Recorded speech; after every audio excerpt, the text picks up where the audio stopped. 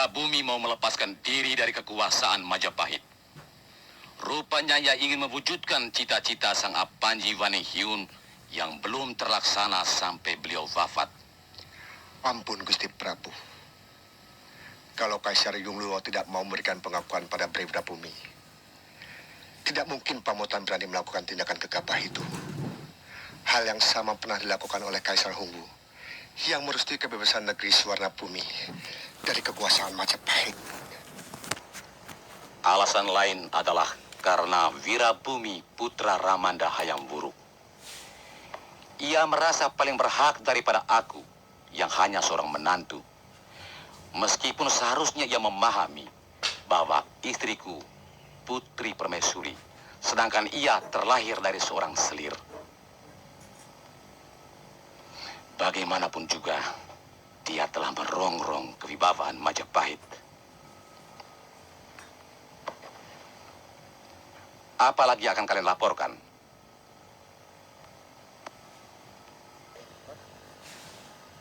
Kamu, Narapati Raden Gajah? Mata-mata yang hamba kirimkan ke Pamotan melaporkan bahwa Wirabumi sedang mempersiapkan angkatan perangnya secara sungguh-sungguh, Gusti.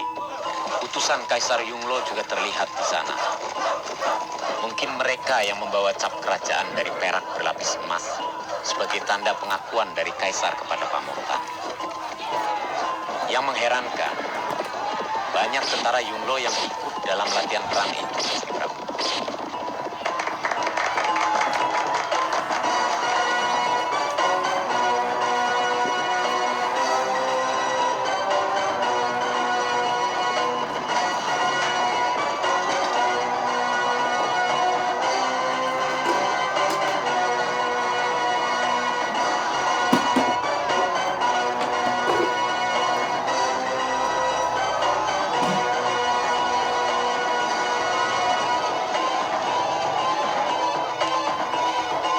Saatnya sudah dekat.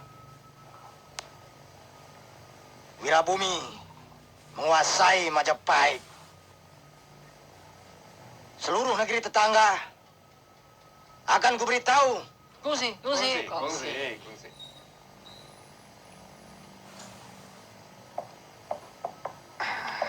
Hảo. Hậu chí là.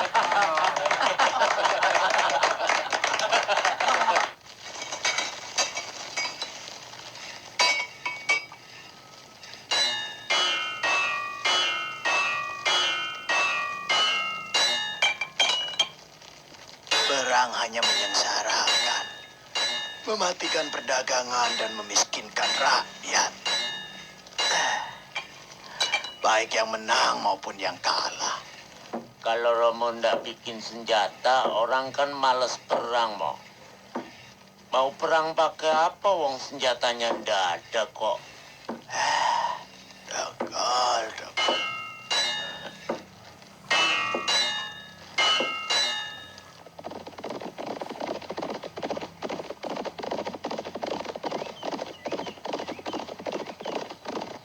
Hop! Kita sudah sampai di perbatasan Madangkara.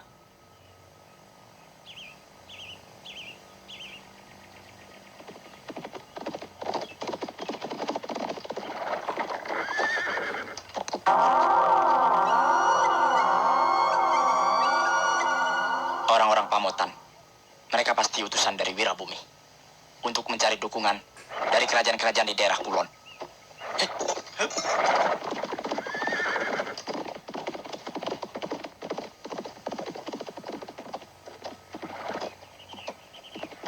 Mau apa kalian?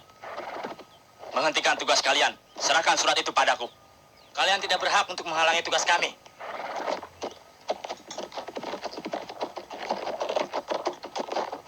Minggir.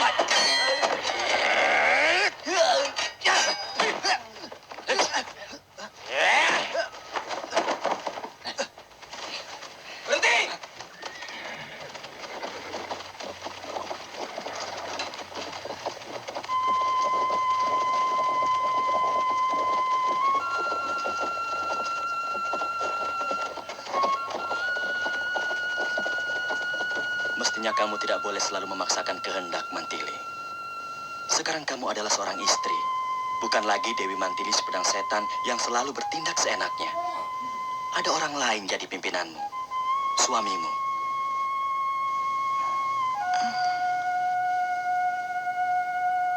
Sebenarnya, saya juga ingin pergi ke Jamparing, Kakang Prabu.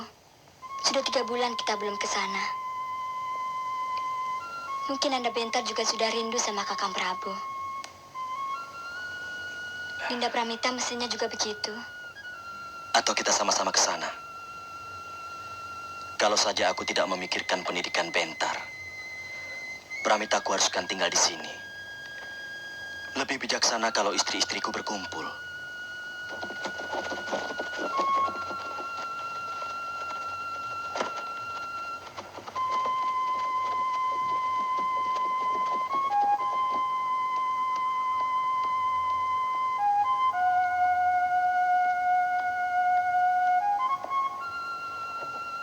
Ada apa, Senopati? Maaf Gusti Prabu. Kami telah menangkap 8 orang dari Majapahit dan Pamotan yang sedang bertikai di perbatasan Madangkara. Mereka ingin menghaturkan surat dari raja mereka masing-masing. Hadapkan pimpinan mereka satu-satu.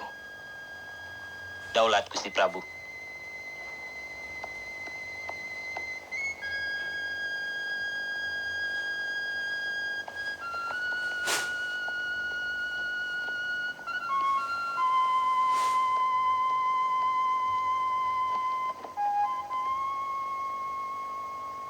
Ada pesan dari rajamu.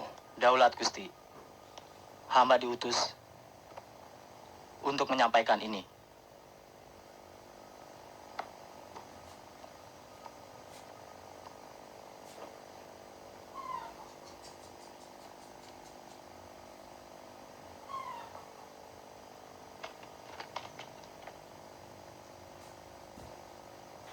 Kamu boleh pulang. Saya akan mengutus orang untuk menyampaikan suratku pada rajamu Brewirabumi. Terima kasih Gusti. Hamba mohon pamit.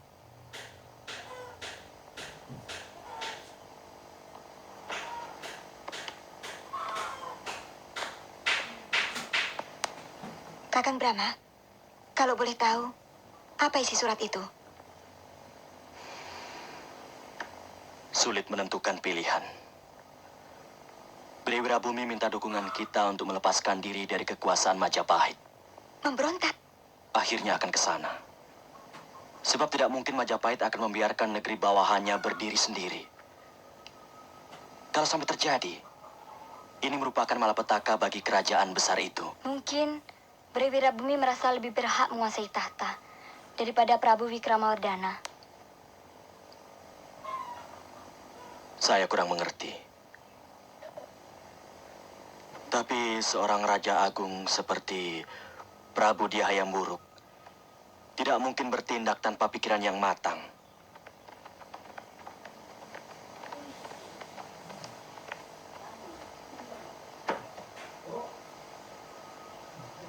Hamba Hulubalang Ludaka mengaturkan surat dari Baginda Prabu Wikramawardhana yang agung.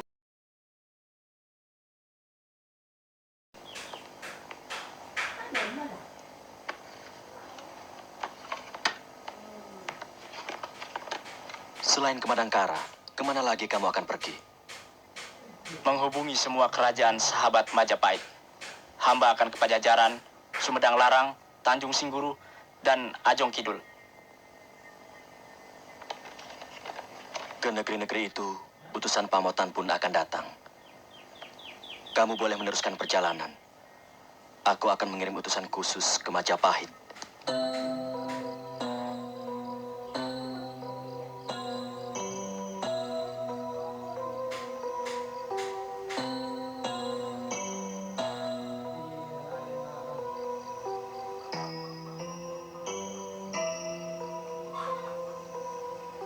Percayalah, Lasmini.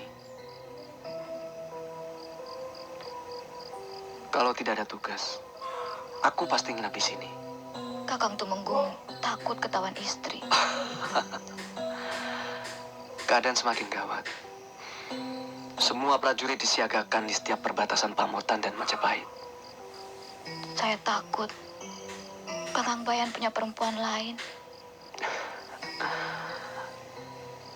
Saya tahu gadis-gadis Pamotan jauh lebih cantik dari gadis Pajajaran seperti saya. Lasmini, selain istriku yang sah, cuma ada kamu. Kakang, Besok Kakang kemari lagi. menginap. Pasti.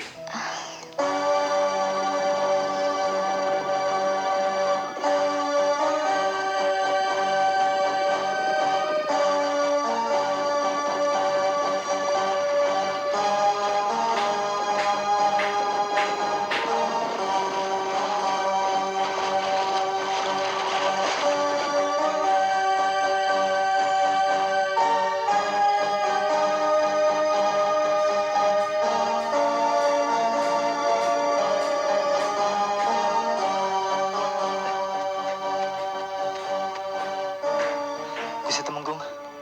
Gusti. Gusti Temenggung. Ada 10 orang naik kuda sedang menuju kemari. Orang mana? Kurang jelas, Den. Tapi yang pasti, mereka bukan orang Majapahit.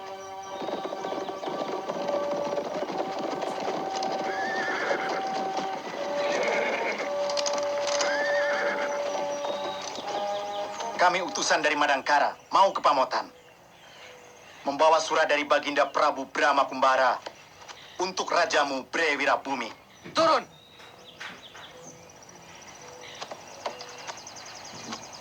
Siapapun yang masuk wilayah Kedaton Timur harus digeledah.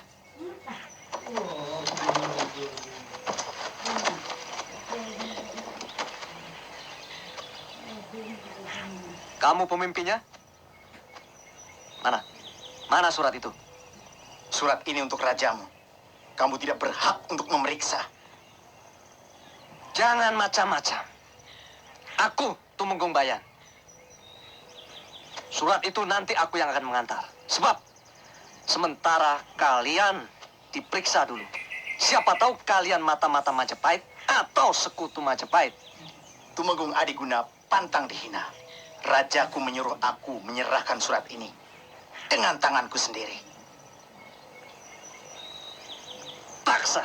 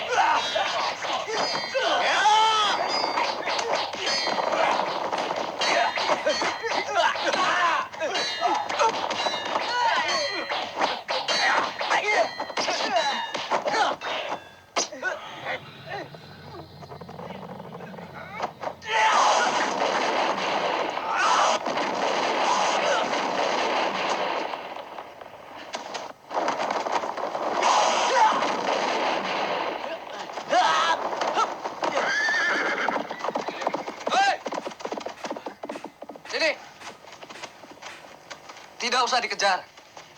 Dia akan mati kehabisan darah.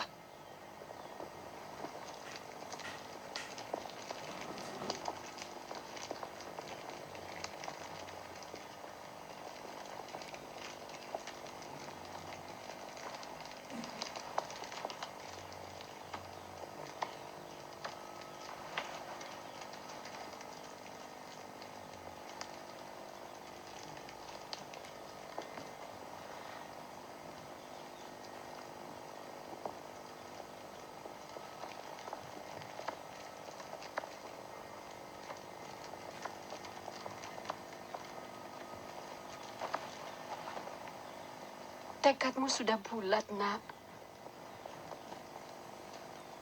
Kenapa ibu tanya lagi? Karena tekad itu akan menentukan sebuah perang saudara yang pasti akan menghancurkan Trahana Raya Sanggrama Wijaya. Dendam akan selalu mengalir pada detak-detak jantung para keturunan yang gugur. Terpaksa hamba lakukan, Kanjeng Ibu. Sebab ini masalah hak. Hak yang diberikan secara keliru oleh ayahanda Gusti Prabu Hayam Wuruk kepada Wikramawardhana. Ini masalah hawa nafsu.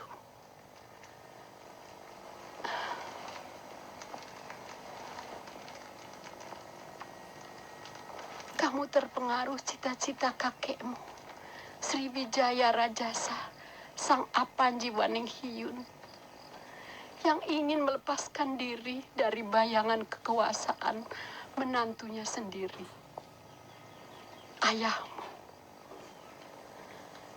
Itu sebabnya Sang Apanji mengangkat kamu menjadi anakku untuk meneruskan keinginannya melepaskan diri dari Mojopahit.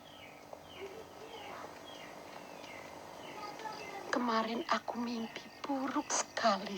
Tentang apa? Singgasana Pamotan berlumur darah. Ibu, mimpi itu bukan untuk saya.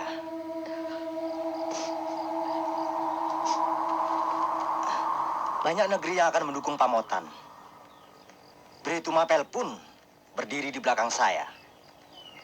Seperti ibu ketahui, Kaisar Yunglu dari negeri Cina telah memberikan stempel emas kepada saya. Mereka semua akan berdiri di belakang Pamotan. Percayalah, mimpi itu bukan untuk saya. Ibu tidak akan menghalang-halangi niatmu. Cuma cemas. Sebab di mata hati ibu, perang itu sudah terjadi. Perang yang akan menggoncangkan seluruh bumi Nusantara.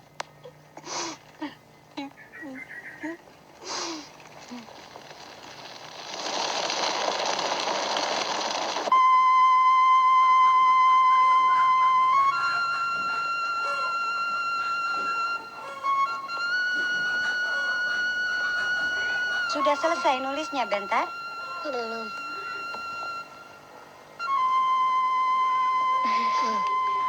Pintar ya?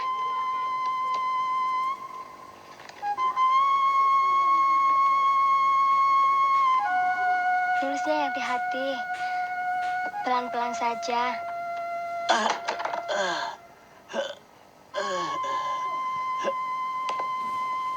Siapa yang melakukan? Temenggung Bayan, orang Pamotan.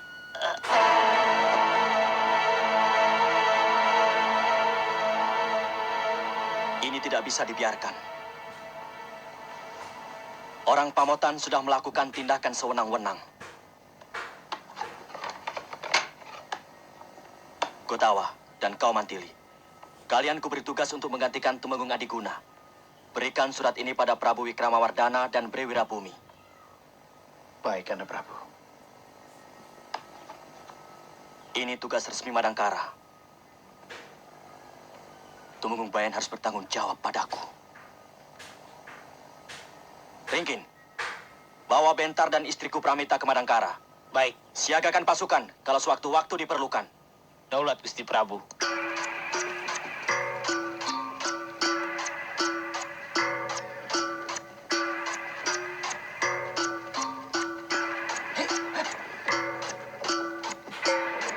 Warga desa, siapa yang ada tamu harap dilaporkan ke aku. Masuk. Iya. Ayo masuk.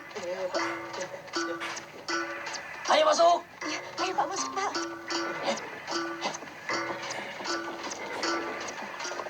Ayo masuk, Mas.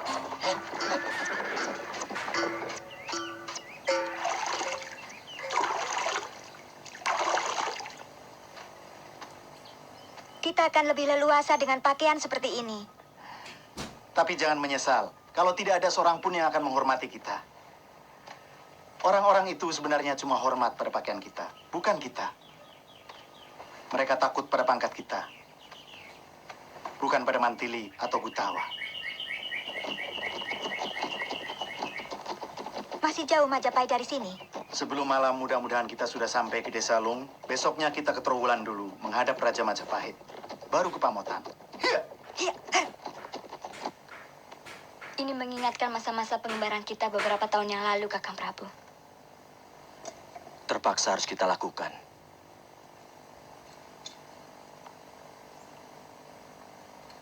Aku tidak mau melibatkan Madangkara dalam pertikaian antara Majapahit dengan pihak Pamotan. Kalau Kakang pribadi, sebenarnya lebih memihak pada siapa? Aku terlahir untuk selalu membela kebenaran. Tapi untuk mencari yang benar dalam masalah ini, sulit sekali. Masing-masing merasa dirinya benar. Sedang kebenaran harus cuma satu. Itu kenapa Madangkara tidak memihak. Bukannya kita tidak mempunyai pendirian. Dalam sebuah pertikaian, lebih baik kita menjadi juru damai.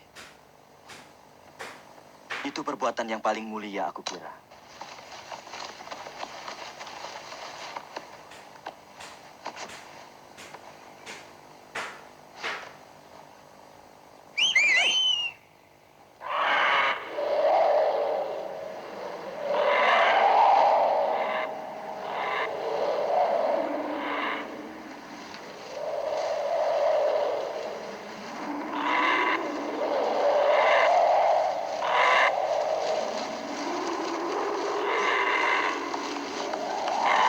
Raja Walinya besar ya?